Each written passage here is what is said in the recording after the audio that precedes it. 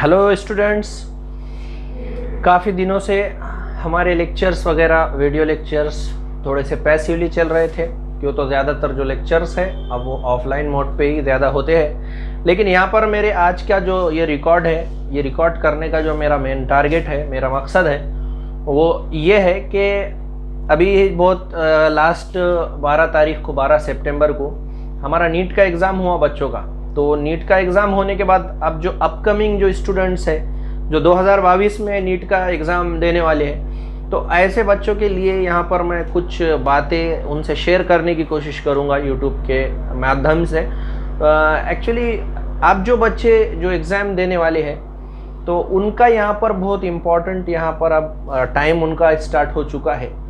तो एक तो सिलेबस को अगर हम सामने रखेंगे, जैसे कि बहुत सारे बच्चे हमारे बीड़ के खास तौर पे ऐसे बच्चे होंगे कि यार अब हमको स्टार्ट करना है, अब यहाँ से स्टार्ट करना है, अब यहाँ से हम जेन्युइनली कवर करने की कोशिश करेंगे और अब हमको नीट देना है या फिर एमबीबीएस करना है अब। तो ऐसे सोच के बहुत सारे बच्चे इग्नेट हो चुके होंगे और पढ़ाई को लग गए होंगे। तो अब ऐसे बच्चों ने क्या करना, तो उनके लिए सबसे पहले तो कुछ हकीकत होती है, कुछ रियलिटीज़ होती है, वो रियलिटीज़ हमने एक्सेप्ट करना भी बहुत ज़्यादा ज़रूरी हो जाता है।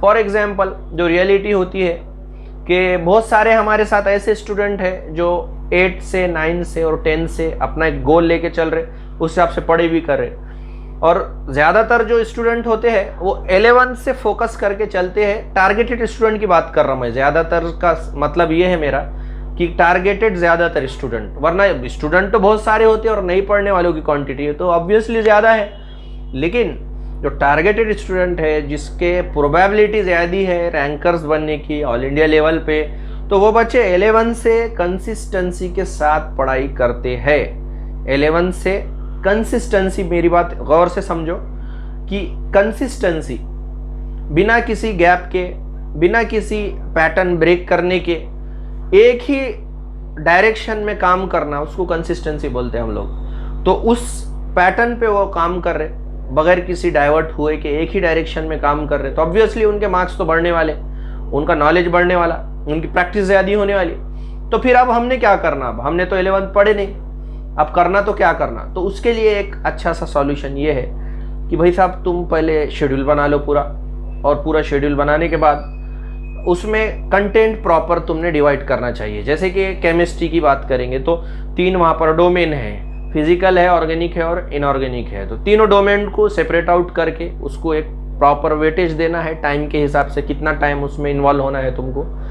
उसके बाद फिजिक्स का पार्ट है, तो फिजिक्स में जो रेस्पेक्टिव यूनिट है जो अप टू द 30 टॉपिक है, तो उसमें सबसे पहले कौन से टॉपिक करना है ये टारगेट करके चलना तुमको बहुत ज़रूरी रहेगा, क्योंकि तो फोकस्ड स्टडी करने की ज़रूरत है। अब तुम बोलेंगे कि यार हम पूरा कवर करेंगे तो हो सकता, लेकिन पहले क्या करना है, प्रायोरिटी बेसिस पे, जो मार्किंग सिस्टम के हिसाब से, अंडरस्टैंडिंग के हिसाब से, और जो ऑब्लिगेटरी पॉइंट्स है और जो ऑब्लिगेटरी डोमेन है उसको पहले कवर करना है, जो ज़रूरी है, मतलब जिसके चांसेस ज़्यादा है आने के, वो चीज़ को ज़्यादा। और ऑब्वियसली बायो तो ये वेटेज का सब्जेक्ट है, इसकी वजह से मार्क तुम्हारे रैंक बढ़ता है, इससे रैंक घटने से बचाता बायोलॉजी हमारा, ये तो हम सबको मालूम है। तो 360 मार्क्स का है, और बच्चे अगर अभी से 1 साल अगर यहाँ से लग के काम करते हैं एक डायरेक्शन में, तो बायोलॉजी में मिनिमम 300 मार्क्स मिलना कोई मतलब मुश्किल बात नहीं है। यहाँ पर 300 मार्क्स मिल सकते तुमको यहाँ से, अगर तुम कंसिस्टेंसी से टोटल 38 टॉपिक का प्रिपरेशन, मेरी बात गौर से समझो, सिर्फ 12th का नहीं, टोटल 11th प्लस 12th के 38 टॉपिक का प्रिपरेशन तुमको करने के लिए अभी भी सफिशिएंट टाइम है। तो देखो, कभी भी कोई भी स्टडी करते ना, उसके 3 अलग अलग वे में उसको पढ़ना पड़ता हमको। सबसे पहले हमको एनसीईआरटी का अप्रोच करना पड़ेगा, एनसीईआरटी के थ्रू जाना पड़ेगा, एनसीईआरटी अच्छे से पढ़ना पड़ेगा तुमको। 11th 12th दोनों के एनसीईआरटी की बात कर रहा मैं।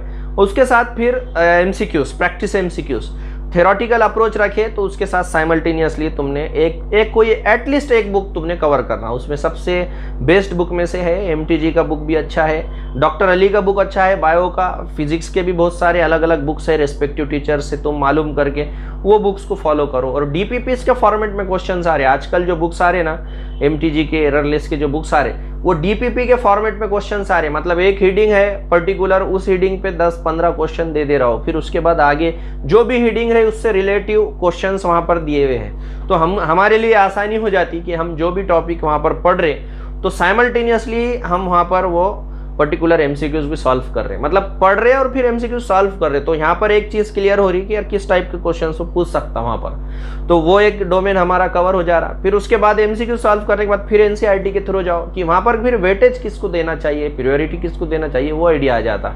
मतलब तुम अब थ्योरी पढ़ रहे, थ्योरी पढ़ने के बाद ये नहीं समझता कि यार कौन से पॉइंट को हम ज्यादा वेटेज देना, उसके लिए एमसीक्यूज रहते। फिर एमसीक्यूज वहां पर हमको क्लिक कराते कि देखो ये पॉइंट पे ऐसा क्वेश्चन पूछ दिया, देखो ये पॉइंट पे ऐसा क्वेश्चन पूछ लिया, तो इस टाइप का वहां पर हमको देखने को मिलता। तो फिर उसके बाद जब एमसीक्यूज फिर तुम थ्योरी पे जाते हैं एमसीक्यू सॉल्व करने के बाद, तो फिर वो एक अलग तुमको उसका एसेंस मिलता है, यार ये सब्जेक्ट में इस पर्टिकुलर टॉपिक को वेटेज दे सकता। पीवाईक्यू सॉल्व करना जरूरी है, प्रीवियस ईयर क्वेश्चंस, पिछले 5 से 10 सालों के क्वेश्चंस बच्चों को मालूम होना चाहिए, किस टाइप के क्वेश्चंस पूछ रहा, कैसे टाइप के क्वेश्चंस आते, कौन से टॉपिक से किस तरीके के क्वेश्चंस वो बना रहा, ये पूरा तुमको आइडिया एक बेसिक तुम्हारे दिमाग में होना चाहिए। तो पीवाईक्यू को सॉल्व करना ये बहुत इंपॉर्टेंट एस्पेक्ट है। प्रीवियस ईयर क्वेश्चंस को कभी भी हम इजी नहीं ले सकते, उसकी वजह से हमको एक एग्जाम पैटर्न समझ में आता, क्वेश्चन का पैटर्न समझ में आता। थ्योरी में फिर क्या हमने करना चाहिए, किस तरीके का सब्जेक्ट को लेके अप्रोच रखना चाहिए, ये एक अपने को वहाँ पर आइडिया मिलता उस वजह से, पीवाईक्यू की वजह से। तो इस तरीके से काम करो। 10 यूनिट है बायोलॉजी में, टोटल 38 टॉपिक है और टाइम भी है अभी 1 साल अप्रॉक्सीमेटली। कोविड के कंटेक्स्ट में अगर देखेंगे तो अप्रॉक्सीमेटली 1 साल है हमारे पास। अगर नेचुरल जो डेट है मई में अगर एग्जाम होती है तो फिर तो और भी टाइम कम है। तो प्रॉपर वे में तुमको काम करना पड़ेगा। मैंने 2 यहाँ पर अप्रोच बता दिया। पहला अप्रोच है एनसीईआरटी, साइमल्टेनियसली एमसीक्यूज का सॉल्यूशन। अब तीसरा जो इंपॉर्टेंट एस्पेक्ट रहता है वो रहता टेस्ट। तो टेस्ट के लिए एक तो अगर आप कोचिंग नहीं ले रहे कहीं, तो तुमने ऑनलाइन कोई टेस्ट सीरीज अच्छी जो भी अवेलेबल है मार्केट में वो ऑनलाइन टेस्ट सीरीज लगा सकते। या फिर अगर तुमको टेस्ट सीरीज नहीं देना है, कहीं कोचिंग इंस्टीट्यूट ज्वाइन करना है, तो फिर जो आपके लोकल में जो भी कोचिंग इंस्टीट्यूट है जो आपको सुइटेबल लगता है उस कोचिंग इंस्टीट्यूट में ज्वाइन हो जाइए। और ज्वाइन होने के बाद फिर वहाँ पर जो शेड्यूल होता है, वैसे टेस्ट सीरीज हो रही है, जो भी सब्जेक्ट से रिलेटेड जो टॉपिक चल रहे हैं उस हिसाब से वहाँ पर इंस्टीट्यूट्स में टेस्ट सीरीज भी चलती, तो वो भी हमारे लिए बेनिफिशियल हो सकता। या फिर शेड्यूल वाइज कहीं पर ऑनलाइन टेस्ट सीरीज हो रही होंगी तो वो भी आप लगा सकते।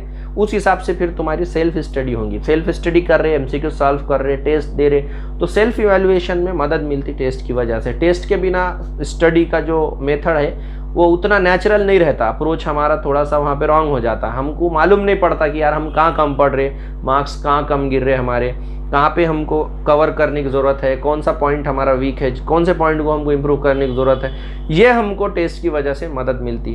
तो 3 हमारे अलग अलग अप्रोच होना चाहिए नीट के प्रिपरेशन के लिए। पहले तो एनसीईआरटी के थ्रू जाना है थियोरेटिकल एस्पेक्ट के लिए, प्रैक्टिस के लिए एमसीक्यूज के हिसाब से फिर एनसीईआरटी पढ़ते रहना है, कंटिन्यू एनसीईआरटी पढ़ना है। रिवीजन की कोई लिमिट नहीं है, बार बार रिवीजन करना है, एमसीक्यू सॉल्व करना है। और इनिशियल में सबसे पहले एक बुक टारगेट करके उसके पूरे एमसीक्यू सॉल्व करो, साथ में एनसीईआरटी पढ़ो। और जो प्रॉब्लम्स बेस पे जो सब्जेक्ट है जैसा फिजिक्स है तो उसमें तुमको और एक्स्ट्रा एफर्ट्स लेने की ज़रूरत पड़ सकती है। फॉर्मूले रियलाइजेशन है, पूरा अच्छे से याद करना, उसको अप्लाई करते आना, उसके लिए मोर एंड मोर प्रैक्टिस की ज़रूरत रहेगी। और केमिस्ट्री में भी हमको 3 डोमेन है वहाँ पर भी, जैसे बायोलॉजी की तरह बोल सकते हैं हम। इनऑर्गेनिक केमिस्ट्री में थ्योरेटिकल एस्पेक्ट ज़्यादा है, फिर केमिस्ट्री में, ऑर्गेनिक केमिस्ट्री में रिएक्शंस रहेंगे, मेमोरी बेस्ड है वो पूरा फिर सब्जेक्ट। उसके बाद जो फिजिकल का पार्ट है उसमें कुछ प्रॉब्लमेटिक क्वेश्चंस रह सकते हैं, वहाँ पर फार्मूले का पूरा अंडरस्टैंडिंग विथ रिस्पेक्ट टू उसका जो एप्लीकेशन है वो भी तुम्हारे को होना ज़रूरी है, मालूम होना ज़रूरी है। तो इसके लिए फिर तुम कोई वीडियो लेक्चर वगैरह भी शॉर्टकट में देख सकते हैं। जो अब किसी इंस्टीट्यूट पे ज्वाइन है तो फिर बहुत अच्छी बात है, रिस्पेक्टिव सब्जेक्ट का उस पर्टिकुलर टीचर मेंटर के अप्रोच में रह के उसको क्लियर करना, फिर वही मेन हमारा टारगेट होना चाहिए। तो बोलने का मतलब ये है कि जो न्यूली जो ज्वाइन स्टूडेंट्स हैं, जो अभी फिर करना चाह रहे हैं कि यार आप हमने करना चाहिए, उनके लिए प्राइमरी अप्रोच यही सबसे बेहतर है कि एनसीईआरटी के थ्रू जाओ। 11-12 दोनों को सामने रखते हुए एनसीईआरटी के थ्रू जाओ। 11-12 के दोनों ईयर के टॉपिक को कंप्लीट करने का सोचो। और कंटेंट जो लेना है वो वेटेज वाइज लेना है, मतलब जिसका ज़्यादा वेटेज है उसको पहले पढ़ो, जिसका कम वेटेज है उसको बाद में पढ़ो। और रिवीजन के लिए वक्त रखना बहुत ज़रूरी है। सिलेबस कंप्लीट हो गया लेकिन एग्जाम के एक दिन पहले, ये भी नहीं चलेगा। जो तुमको रिवीजन के लिए टाइम मिलेगा वो बहुत ज़्यादा फ्रूटफुल रहेगा, वहाँ पे अच्छे खासे मार्क तुम्हारे बूस्ट होने वाले हैं रिवीजन की वजह से। तो रिवीजन को तुम नज़रअंदाज नहीं कर सकते, उसको निगलेक्ट नहीं कर सकते। रिवीजन के लिए प्रॉपर तो एक नोटबुक लेना चाहिए, उस पर एक शेड्यूल बनाना चाहिए कि यार ये महीने में मैं इतने टॉपिक कवर करूँगा, फिर उसके बाद नेक्स्ट मंथ में मैं इतने टॉपिक कवर करूँगा। ऐसा पूरा तुम्हारे पास 6 महीने का एक सॉलिड प्लान बनाना पड़ेगा तुमको। और प्लान के हिसाब से चलो थोड़ी बहुत फ्लेक्सिबिलिटी, प्रोबेबिलिटी आगे पीछे हो सकती है 8 दिन की, लेकिन तुमने उसको केयरफुली और बहुत ज़्यादा सिंसियरली वो शेड्यूल को फॉलो करके कंसिस्टेंसी के साथ काम करना पड़ेगा। मेरी बात पे गौर करो, कंसिस्टेंसी बोल रहा हूँ मैं। पहले 8 दिन पढ़ लिए, फिर बाद में छोड़ दिए, 1 महीने के बाद फिर 8 दिन पढ़ लिए, तो इससे रिजल्ट नहीं आता। एक बार जब तुम निकल गए तो कंसिस्टेंसी से तुमको काम करना पड़ेगा। जैसे देखो, मैंने अभी एक बैच हमने स्टार्ट किए रिपीटर की, उसका नाम मैंने कश्तियाँ जला दो बैच रखा। उसके पीछे एक हिस्टोरिकल बैकग्राउंड है। एक बहुत बड़े योद्धा थे, उन्होंने जब जंग के लिए गए तो वहाँ पर उन्होंने सामने बहुत बड़ा फौज देखा, अच्छे खासे हथियारों के साथ बहुत बड़ा फौज था।